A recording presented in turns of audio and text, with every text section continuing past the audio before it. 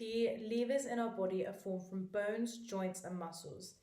A lever consists of a rigid structure, which is the bone, a force acting upon it, which is the muscle, to produce a turning movement, which is the angular motion, a fulcrum, which is a fixed point, which is a joint, and a load of resistance that is placed on the rigid structure, which is like the weight of a body part being moved or anything that it's carrying.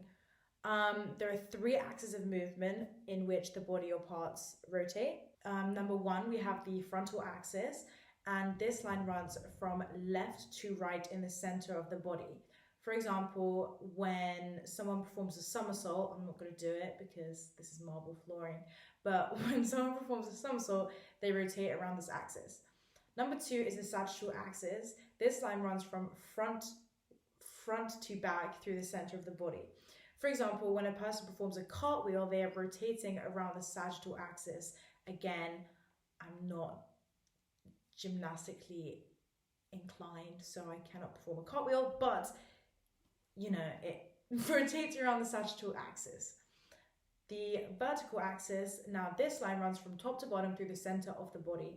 For example, if I was a skater and I performed a trick, so let's just say I, rotated, this would then mean that it rotates around the vertical axis.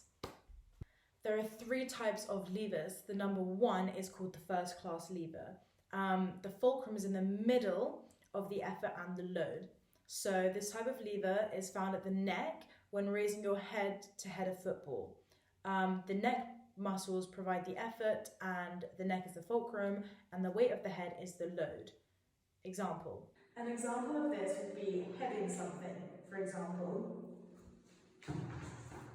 The second one is called the second class lever, and the load is in the middle between the fulcrum and the effort. This type of lever is found at the ankle area, and this example would be... An example of this lever would be standing on your tiptoes, exhibit A. And the second example would be off the starting block before you sprint, exhibit B.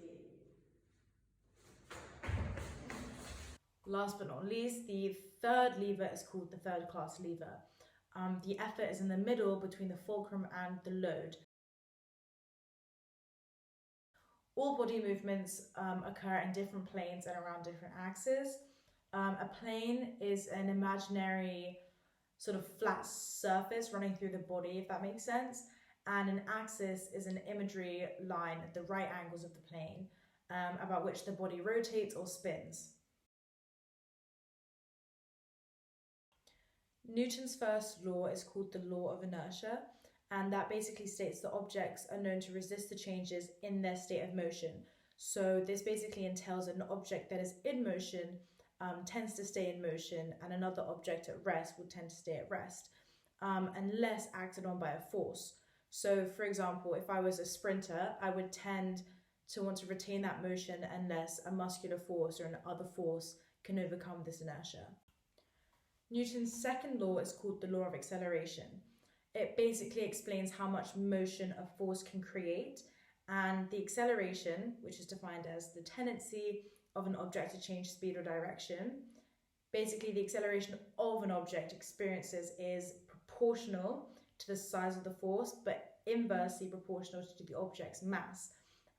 So you would use the unit force equals mass times acceleration.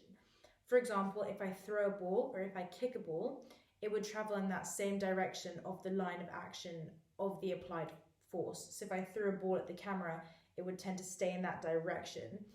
On top of that, the more force I use to throw it or to kick it, the greater the speed of the ball. Last but not least, the third law is called the law of reaction. This law states that for every action, there is an equal and opposite reaction force.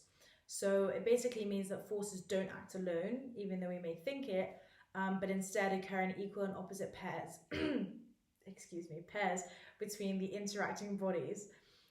For example, the force created by legs pushing against the ground, so if I go like this, it results in ground reaction forces in which the ground, it pushes back, if that makes sense, and allows a player to move across the court. So I'm referring this to tennis.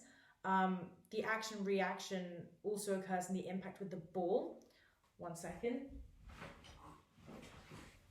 So here's a tennis racket, and this is a ball.